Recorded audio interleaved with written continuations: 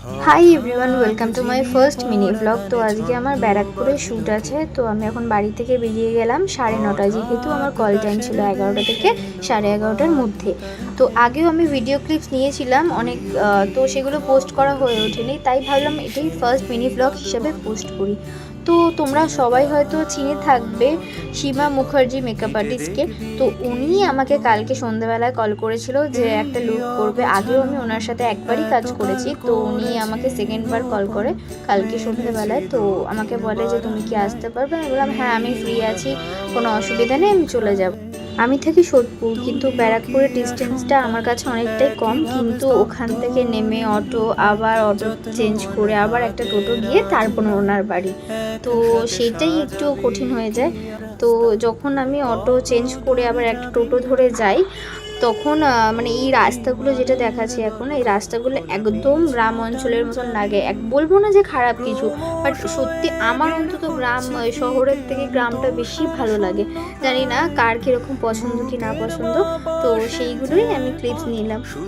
এখন আমি ওনার বাড়িতে চলে এসেছি। দিদি এখন গেছে একটু ব্যাংকের কাজে, তাই জন্য আমাকে বললে একটু ওয়েট করতে। তো আমি ওই ওনার মেয়ের সাথে, মানে বোনের সাথে কথা বলছিলাম পড়াশোনার ব্যাপার নিয়ে, এমনি জাস্ট খেলাধুলোর ব্যাপার নিয়ে জাস্ট গল্প করছিলাম কিছু। তো এখন আমাকে দিদি কল করে বললো যে তুমি ওপরে চলে যাও, আমি কিছুক্ষণের মধ্যে 5 থেকে 10 মিনিটের মধ্যে আসছি। তো এখানে চলেও আসি। আর আজকে যেহেতু ডেমনস্ট্রেশন ক্লাস ছিল, তো আস্তে আস্তে কিছু কিছু স্টুডেন্টরাও আসতে থাকে। দিদি ব্যাংক থেকে চলে এসছে সব কিছু কাজকর্ম করে। তো এখন আমার ক্রিম্পিংটাও কমপ্লিট, যেহেতু মেকআপে বসতে হবে। স্টুডেন্টরা অনেকক্ষণ ধরে ওয়েট করছিল, যেহেতু দিদি ব্যাংকের কাজে গেছিলো। তো এখন আমার ক্রিম্পিং ডান, তো এবার মেকআপ স্টার্ট হবে।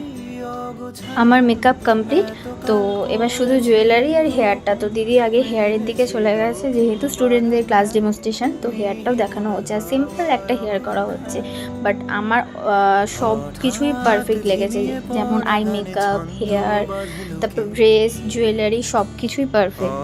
তো এখন আমাকে জুয়েলারি পরানো হচ্ছে, তো অনেকগুলো জুয়েলারি দেখানো হচ্ছে। তো স্টুডেন্টদের থেকেও সাজেশন নিচ্ছে যে আমার এই লুক বা ড্রেসের সাথে কোনটা যাবে। তো আমার পক্ষে বলে যে এই যে লাস্টে যে দিদি যেটা আমাকে পড়ালো, মানে এটাই আমাকে পড়িয়ে শ্যুট করিয়েছিল, তো এইটাই আমার পার্সোনালি ভালো লেগেছে। আর সবাই এটাই সাজেস্ট করেছে, কারণ এই লুক বা এই ড্রেসআপের সঙ্গে এইটাই সিম্পল কিছু মানায়। তো সিম্পল বা শর্টস কিছু মানায়, যেমন ইয়াররিংও আমাকে সিম্পল আর শর্টসের মধ্যেই দিয়েছিল, কোনো হেভি কিছু দেয়নি। তো আমার পার্সোনালি ভালো লেগেছিল লুকটা। এখন হেয়ার মেকআপ পুরোপুরি কমপ্লিট। তো আমি নিজে জানি না কেমন লাগছে, সবাই ওখানে স্টুডেন্ট, তারপরে দিদি, আই মিন মেকআপ আর্টিস্ট, সবাই বলছিল যে ভালো লাগছে। আমি নিজে জানি না কেমন লাগছে। তো তো তোমরা একটু জানাও কমেন্টে যে কেমন লাগছে এই লুকে। মাঝখানে আমার লাঞ্চ কমপ্লিট হয়ে গেছিলো, সেটা আমার ক্লিপস নেওয়া হয়নি, তখন হেয়ার মেকআপ অলমোস্ট ডান হয়ে গেছিলো। তো এখন স্টুডেন্টরা চলে গেছে, তো আমার সাথে সবাই এক এক করে সেলফি তুলে স্টুডেন্টরা চলে গেছে। তো চলে যাওয়ার পর এখন দিদি আর দিদির অ্যাসিস্ট্যান্ট মিলে গোছাগুছি করছে। পুরো যা অগোছালো হয়েছিল, সত্যি জায়গাটা অগোছালো হয়ে গেছিলো। আর মেকআপ করলে তো গুছিয়ে মেকআপ করা যায় না, না সব কিছু হাতের সামনে এনে এইটা দেখানো ওইটা দেখানো, তো সেক্ষেত্রে অগোছালো হয়েছিল জায়গাগুলো। তো সেইগুলোই ঠিকঠাক করে নিচ্ছিল, আর আমি সেই সুযোগে ভিডিও করছিলাম, ফটো তুলছিলাম। তো যখন ভিডিওটা করছিলাম তখন দিদি পেছনে চলে এসে এত অগোছালো দেখে গোছাগুছি করার জন্য দিদির মাথাটা খারাপ হয়ে গেছিলো, ওরকম একটা রিয়াকশান দিয়েছে। ড্রেস চেঞ্জ করে মেকআপ রিমুভ করে, হেয়ার তো একদমই অবস্থা খারাপ ছিল, যেহেতু স্প্রে ইউজ করা হয়েছিল, ব্যাক কমিং করা হয়েছিল। তো হেয়ারটাও ঠিক করলাম যেরকম করা যায় আর কি এইটুকু সময়ের মধ্যে।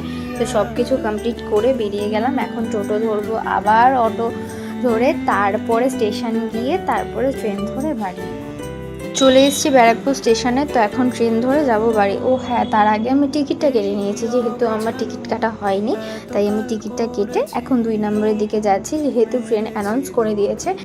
2 নম্বর প্ল্যাটফর্মে এসে 1 মিনিটের মতন দাঁড়িয়েছি, তার মধ্যেই ট্রেন ঢুকে গেছে, যেহেতু তার আগে অ্যানাউন্স করে দিয়েছিল।